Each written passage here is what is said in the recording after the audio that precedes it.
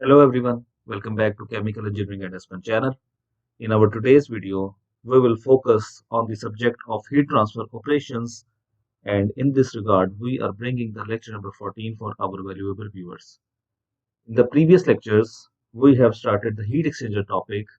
We have studied the different types of heat exchangers, including the double pipe heat exchanger, shell and tube heat exchanger, plate and frame heat exchanger, and today our lecture will be focused on the selection criteria of heat exchangers, that how or what are the parameters based on which we select a heat exchangers. So there are different parameters which include heat transfer rate, cost, pumping power, size and weight, type, materials, and there are some other considerations as well. So this will be our focus in today's lecture. So before starting the video, if you have not subscribed to the channel yet, please subscribe to the channel, click on the bell icon to get all updates related to this channel. So coming to the introduction part, that heat exchangers are the complicated equipments or devices, and the results obtained with the simplified approaches should be used with care. That once we do the manual calculations or numerical problems, we usually simplify or oversimplify the things. For example, we assume that the overall heat transfer coefficient, which is U, is constant throughout the heat exchanger. And for example, the convection heat transfer coefficient can be predicted through the convection correlations. But we need to understand this in mind, that this would result in an uncertainty in the predicted value of U up to or even more than 30%. Therefore, to cater all these issues, we usually over-design the heat exchangers. Engineers in industry often find themselves in the position that they have to select heat exchanger to accomplish certain heat transfer tasks. Usually, what is the goal of a heat exchanger? The goal is to cool a certain fluid or heat a certain fluid. And we usually know the mass flow rate, or we usually know the temperature, and one of the parameter among mass and temperature is unknown. An engineer which is going through catalog of heat exchanger manufacturers will be overwhelmed by the type and number of readily available off-the-shelf heat exchangers. So there are manufacturer manuals that also play an important role in building the understanding of engineers, and obviously with the experience, the engineer selects the heat exchanger quickly and reliably as well. But once we are studying this topic, there are several factors which we need to consider once we are selecting a heat exchanger. And now we will discuss one parameter or each parameter one by one. So the first parameter is heat transfer rate, one of the most important quantity in the selection of a heat exchanger, that how much heat has to be transferred from hot side to cold side, how much heat the hot stream will lose and how much heat the cold stream will gain. So the heat exchanger which we are selecting should be capable of transferring this heat so that we can achieve our required or desired temperature change or outlet temperature in the system if we are given the mass flow rate. Second parameter is the cost, again an important parameter, that budgetary limitations play a vital role, except from some specialized cases where you can say that money is no object, there is no barrier on money, we have to install that exchanger at every cost. Obviously, if there is an exchanger which is already installed at a plant site, and if we want to do some modifications in it, it has advantage over that exchanger that has to be designed or from the scratch or installed from the scratch. However, in some cases, none of the existing heat exchangers will do or will meet our requirements, and accordingly we have to design from scratch to suit the needs. And obviously it will be more expensive and more time consuming, but again, if the off the shelf heat exchanger is not fulfilling our requirements, we have to attach or we have to design a new system.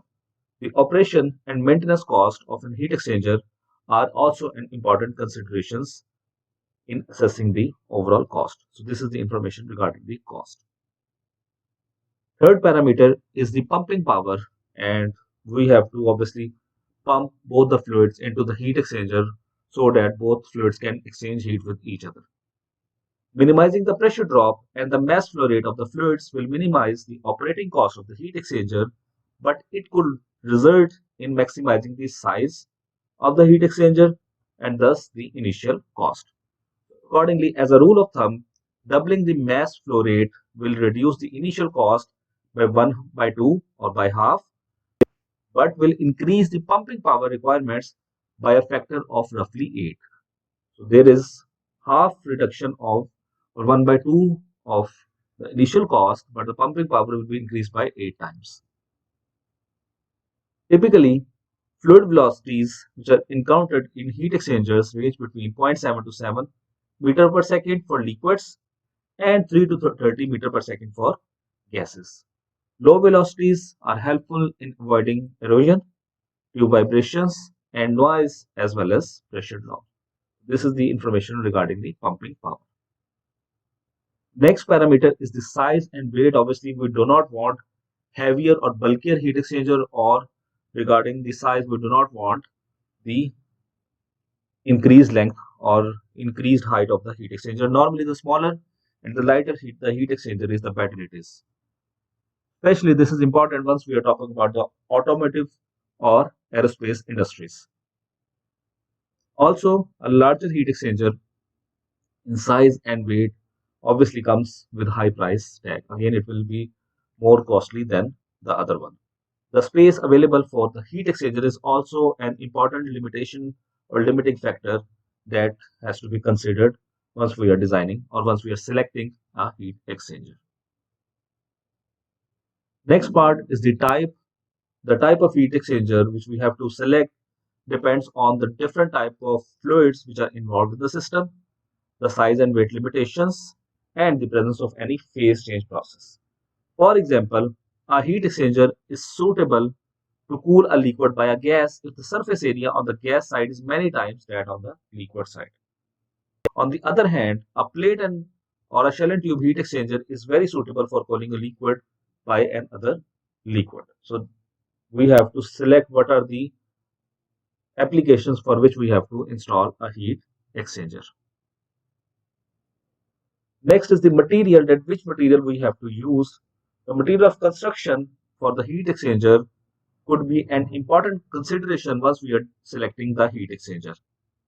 For example, the thermal and structural stress effects are not very important once we are talking about the conditions of pressure below 15 atm or temperatures below 150 degrees centigrade. But once we are talking about high pressure system that is above 70 atm or high temperature system that is above 550 degrees centigrade, then we have to consider the material or consider the effects of this process on the material as well. A temperature difference of 50 or more between the tubes and the shell will probably pose differential thermal expansion problems and need to be considered. And then in case of corrosive fluids, we have to select expensive corrosion resistant materials such as stainless steel or even titanium if we are not willing to replace low cost heat exchangers frequently. So again, the material of construction is not only dependent on the process conditions, but also on the type of fluid, that if it is dense, thicker, denser, or corrosive in nature, the parameters vary. And if we select a low quality or irrelevant or unsuitable material, then we have to replace our heat exchangers more frequently. Then coming to the other considerations which could or could not be important. For example, once we are talking about the toxic or expensive fluids, then we have to consider the leak type, because if it is leaking from one side or multiple sides, then it could pose safety hazards. Ease of servicing, low maintenance cost, safety and reliability are important parameters once we're talking about the selection of a heat exchanger. Quietening is another important consideration in the selection of liquid to air heat exchangers which are used in heating and air conditioning applications. So this is the overall overview of heat exchanger selection, that how we have to select a heat exchanger for a certain applications. I hope you have understood all the aspects of this lecture. If you have any queries, feedback, suggestion, please provide it in the comment box and I would be happy to answer it. So that's it from today's lecture. Thank you so much. Please do watch, like, share the video and subscribe to the channel. Also click on the bell icon to get all updates related to this channel. Till then, it's goodbye. Stay tuned for more exciting videos on this channel.